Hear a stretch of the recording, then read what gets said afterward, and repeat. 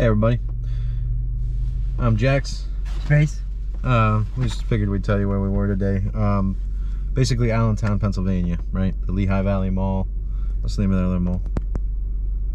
I have no idea. Me neither. We'll have to look that up and then we'll post it then. But anyway, there's a lot of footage coming up. Interior footage, and we were allowed to film within the one place that we spent the most money, which came in handy. Yep. A lot of the other places we didn't, right? Yeah, we didn't get permission to film out at one of the comic shops. It's a big no. Yeah, and then we just picked up some stuff at the new mall here, the Lehigh Valley Mall. Jared got one of the new Krangs. It's not supposed to be out till August, so that's a nice thing. We'll probably put that in the wrap-up video then. Yep. But essentially, I just wanted to do an intro video of what we did. Again, Allentown, Pennsylvania, to some of these comic collector shops and just random collector shops. Huh? Yep, we hit a few Targets on the way home and then call it a night. Yep. And I'll cut everything together. So, later.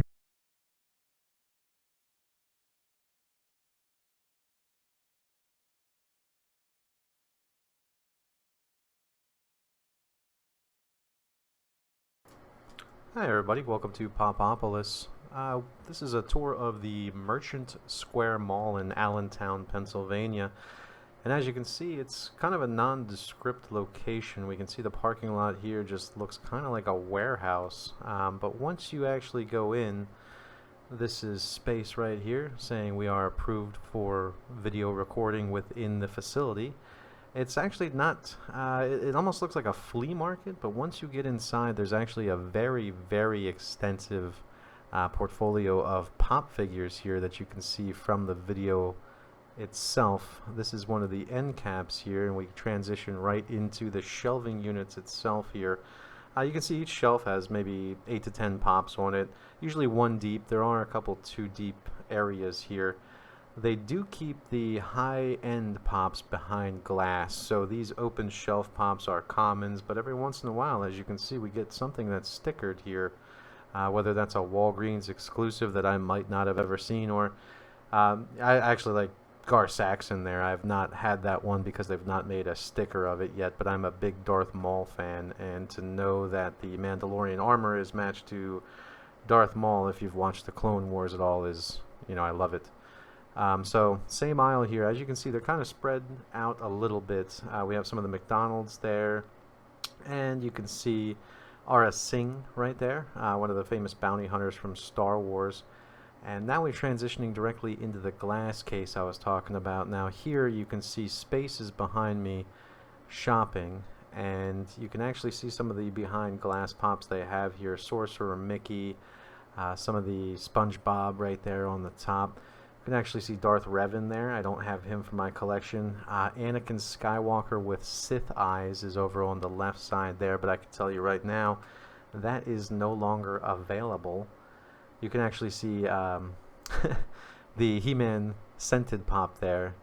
I'm thinking if that is there next time I go back, I'm going to pick that one up as well. And then the rare one over here on this shelf was Invader Zim to me. I have not seen that thing in years.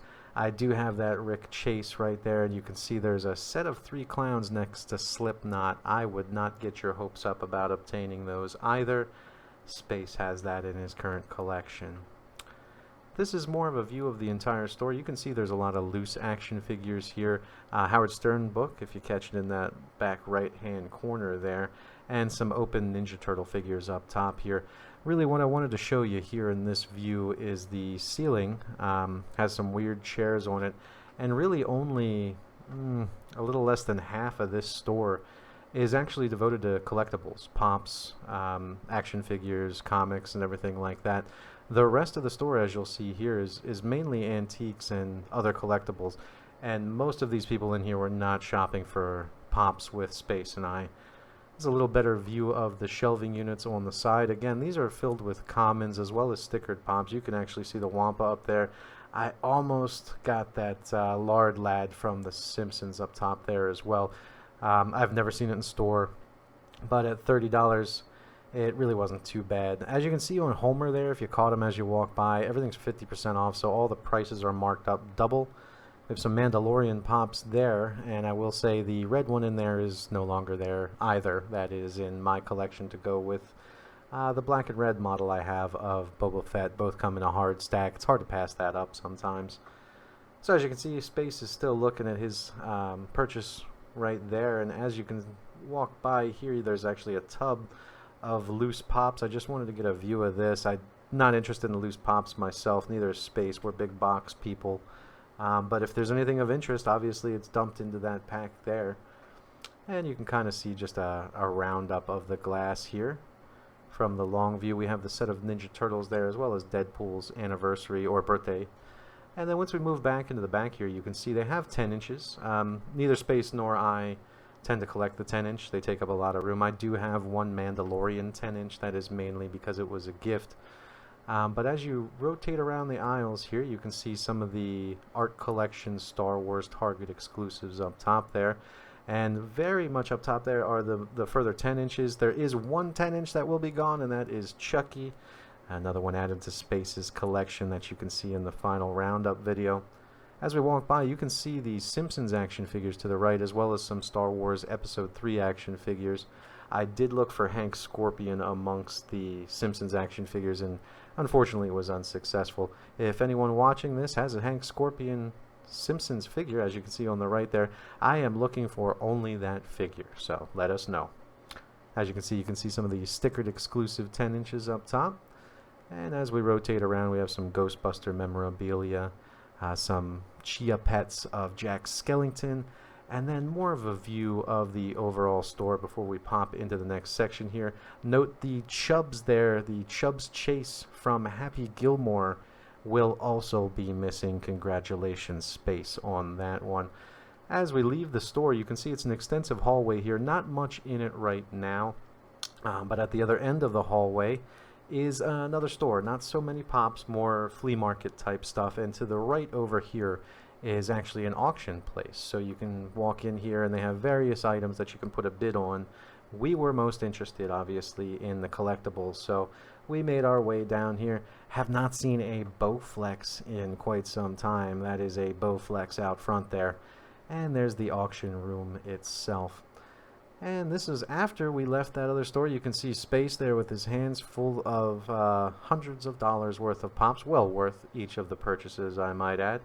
This gentleman's store was closed. We did see some pops inside, but he was not open. And it seemed like he was not too keen on opening so we could take a look at the pops. I'm not sure if our bags full of pops would have been any indicator that we were there to spend money, but he chose not to pay attention to that. So the one thing not pictured here, you'll see a staircase straight ahead there, and that actually leads to a nostalgic arcade upstairs where you can pay $5 for, I believe, a half an hour of unlimited play.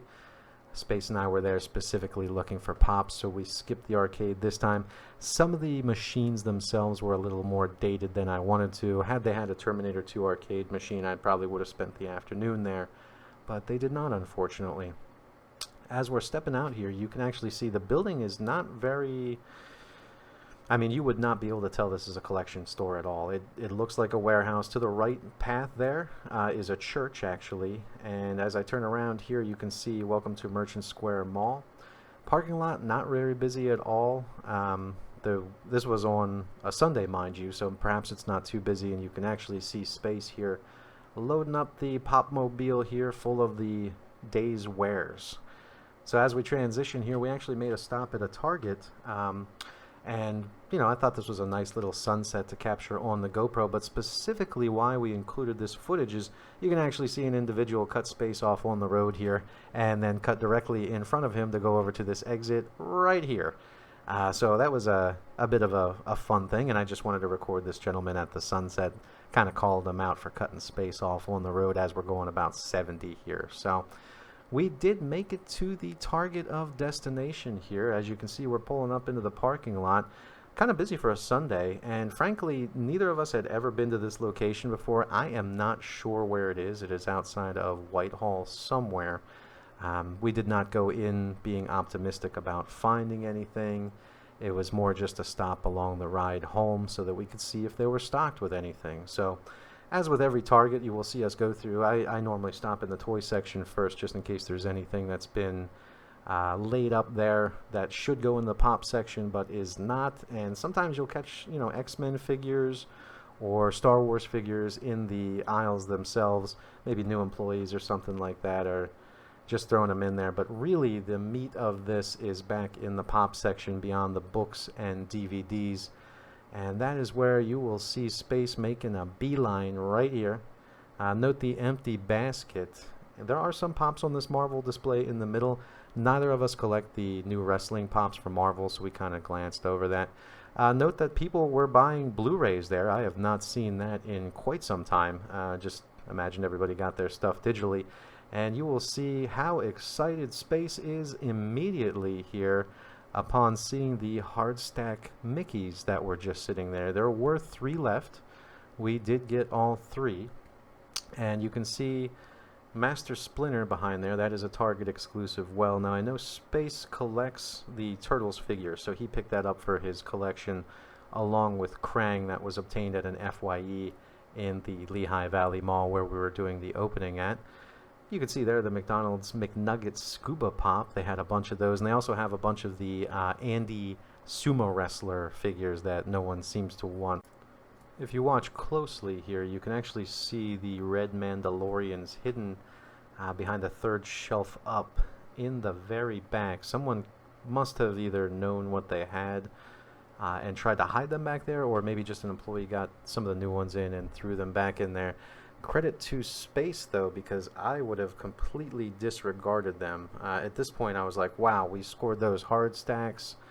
You know, you got a Master Splinter. I see there's some Target Con t-shirts left, which is kind of unusual. Usually we're not used to seeing Target Con stickers, at least where we're at. And you can see Space here is demoing the McNugget with the scuba set, Master Splinter with the Target sticker on it, as well as the 3 Mickey Art Series Collector hard stacks, which are always a good find, even if they are not sellable right now or nobody wants them too much right now. They will be in the future. So here you can see the collection, the haul of the day. You can see Chubbs up front with the chase. I actually picked up a Gamer Deadpool chase on this left side.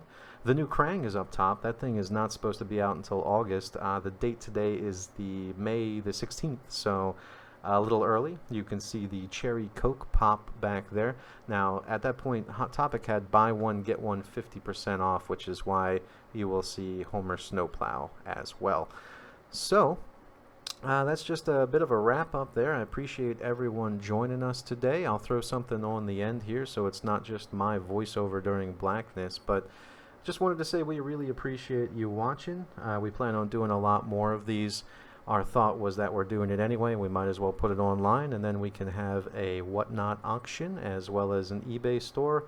And if you're local to the central Pennsylvania, Lancaster area, we will be opening a Popopolis shop at a couple of the flea markets around, specifically Roots on Saturdays, and just a few other ones. We will be letting everybody know that. We'll open a Twitter as well as an Instagram for this. That way we have photos. And along with our weekly pop hunts on YouTube, we will be uploading some various rotational videos on any pops that are for sale, so you can see the condition of the box. If you're anything as picky as Space and I are, you'll want to know all these things before you make any purchases. So, again, thanks for joining us. This is Jax from Popopolis. We hope to catch you next time.